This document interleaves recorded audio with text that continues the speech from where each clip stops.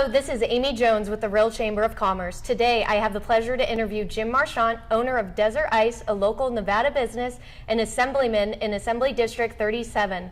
Jim, tell us a little bit about your background in business. Well, after I got out of college, I started working for my father in his convenience store business. And one of the projects that I did was to computerize this. This was back in the early 80s. And at that point, I realized that that was my passion, not convenience store business. So I kind of learned about computers and started a computer business in 1984, learned to program, learned all about computers, and had a pretty successful computer software business from 84 until 96, until I started other businesses. Wow. One of them was in 94 when the internet was kind of just coming around. I formed an internet service provider company, one of the first in the country, based in Florida.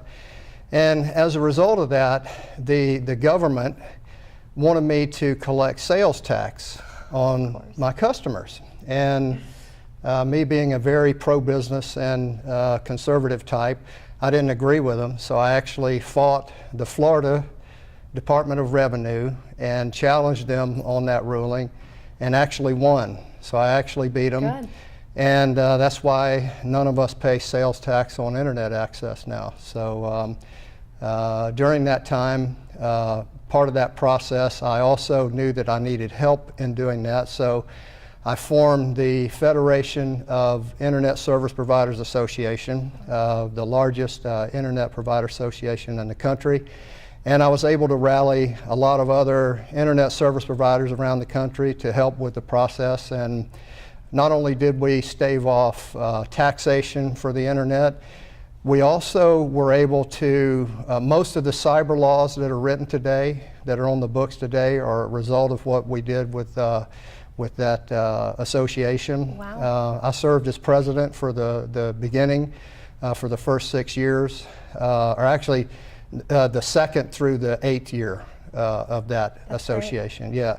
So the other thing we did was we also were aware that the government wanted to turn the internet into a utility and have it fall under an enormous amount of regulations that utility companies come under. So we were able to fight that, and we kept them from turning the internet into a utility and totally ruining it before it even gotten started. Sure.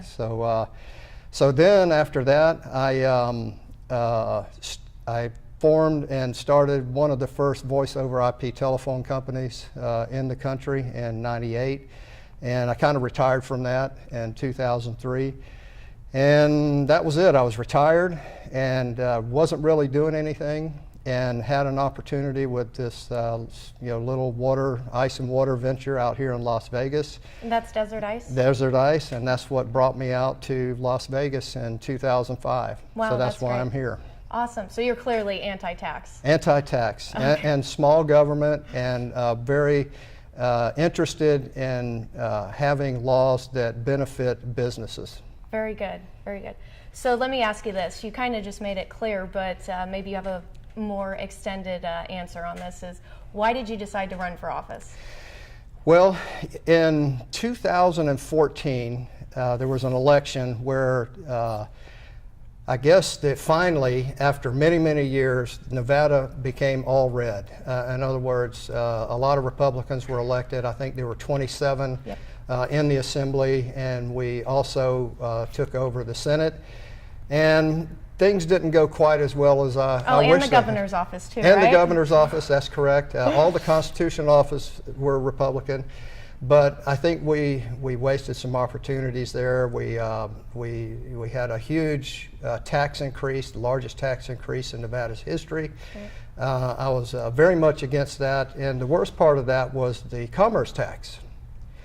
And anybody that knows about the commerce tax, it's a tax on gross receipts, not profits. Mm-hmm. And that's the worst kind of tax you can do on a business. So as a businessman, I was very frustrated. I worked really hard against that tax. And that's kind of what made me decide to run, because I looked at the makeup of the legislature, and only 23% of the legislators at that time were business people. Sure. So I felt like business people needed a voice, and a lot of people asked me if I'd step up and do it, and I did, and I'm happy I did. I enjoyed the experience, and looking forward to going back and making sure that businesses have a voice, and just make sure that that the laws that are passed up there are pro-business. Sure, and we appreciate you for that, Jim. So this leads me into my next question is actually NPRI came out with their legislative scorecard that they do every legislative session. Right. And you scored, I believe it was number 2 on there. Number 2, yep. So tell us a little bit about that. Yeah, I was, I guess, ranked by them number 2 behind Robin Titus, who is an outstanding conservative from up north. Sure. And she usually wins it every year. So the fact that I came so close to her, I guess, is an honor. And I'll try to do better next time. See if I can make her number 2. So. Oh, good, good. Were there so tell me a little bit about what went on in the last legislative session that got you to be able to obtain the number 2 on their scorecard? Well, you know, the last legislative session was really scary. I mean, we almost became the most progressive state in the country. Sure. The laws that were proposed by the Democrats were scary. I mean, literally, they were scary. I'm not sure I could have lived here under those laws. You know, thank God we did have a Republican governor that vetoed 41 bills. I believe he should have vetoed 101, but that's me. But still, the bad bills that were proposed last session did get vetoed and saved us. I mean, there were a lot of bills that were atrocious, and it would have killed our state, especially the businesses here in Nevada. Sure. So, and you still plan to run again? I do. After this Yep, I plan to run again and see if we can make a little more difference. My goal this time is to maybe get some candidates and increase our lead. As you know, in the 16 session, we lost the majority, and we barely held on to the supermajority where we could uphold a veto. So that was critical. I mean, we were one vote. If we had one less Republican assembly person, and I think one less in the Senate too, we would not have been able to uphold the vetoes. So those 41 bills would have become law, and it would have been a disaster. You would have been packing your bags. Yeah, I might have been moving probably, yeah. So anyway, we're going to try to turn that around and get a number of conservative legislators up there that kind of believe in what I do, and see if we can turn things around. You know, hopefully we can take back the majority. That's going to be our goal.